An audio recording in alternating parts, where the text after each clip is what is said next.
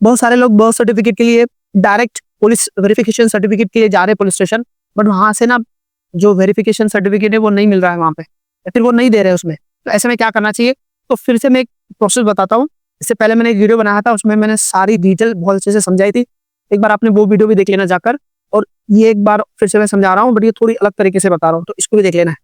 सबसे पहले आपको क्या करना है, ये 7 तरह के डॉक्यूमेंट्स या फिर जितने डॉक्यूमेंट्स आपके पास है उससे पहले जमा करना है। पहला, आपको जंग से रिलेटेड कुछ देना होगा, जैसे कि हॉस्पिटल की रिसीप्ट या फिर जो लसीकरण का कार्ड है वो। अगर कुछ नहीं है तो फिर यहाँ पर आपको 100 रुपए के बॉन्ड पर एक शपथ पत्र यानी एफिडेविट देना होगा।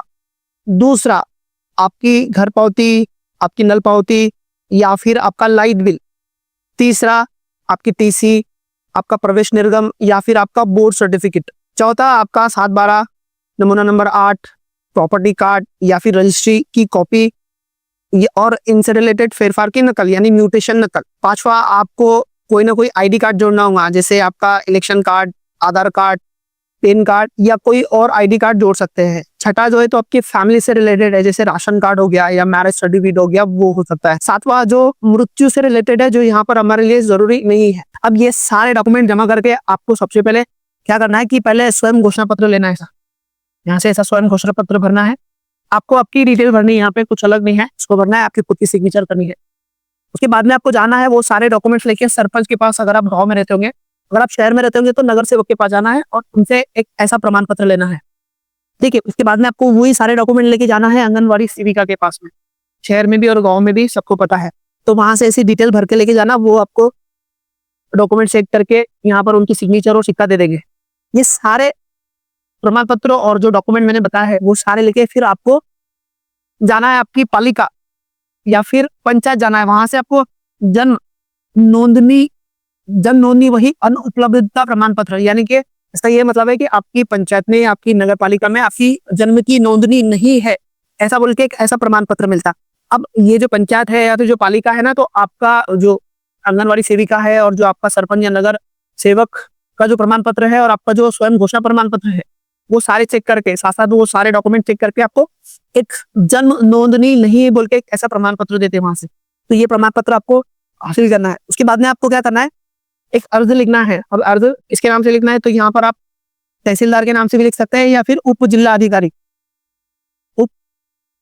अधिकारी के नाम से भी लिख सकते हैं। मतलब असल में जो लेट बर्थ रजिस्ट्रेशन है, यानी जो लेट जन्म नोंदनी है, उसके लिए वो अधिकार है ना उप जिलाधिकारी को है। बट बहुत सारे तालुकों में, बहुत सारे जगह पर जो उप जिलाधिकारी ने अपने जो पावर है ना वो तहसीलदार को दे के रखे हैं।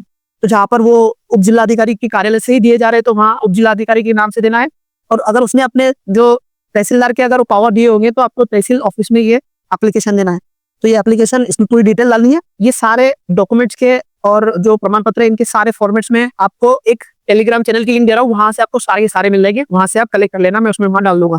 ठीक है, तो यहाँ पर आपको ऐसा एप्लीकेशन लिखना है, ये सारा के सारा एप्लीकेशन लिखना है, उसमें ये सब चीजें भरनी है आपको। ये भरने के बाद में ये एप्लीकेशन के साथ में आपको क्या करना है, वो जो प्रमाण पत्र अभी बताया मैंने वो, और उसके बाद वो सारे डॉक्यूमेंट जो अभी बताए थे वो सब जोड़ने हैं और वहां जमा करना है। जैसे अभी एप्लीकेशन वहां जमा करेंगे तो वहां से ना एक लेटर देंगे आपको, इसको बोलते हैं जाहिर प्रकटन का लेटर, या फिर इंग्लिश में से बोलते हैं पब्लिकेशन लेटर, जो कि आपको लोकल के कोई भी न्यूज़पेपर में देना है। अब ये न्यूज़पेपर आपको देना है और 15 दिन तक वेट करना है। अब इस जाहिर प्रकटन के साथ वो आपको देंगे एक और लेटर देंगे जो तलाटी का वेरिफिकेशन लेटर रहेगा।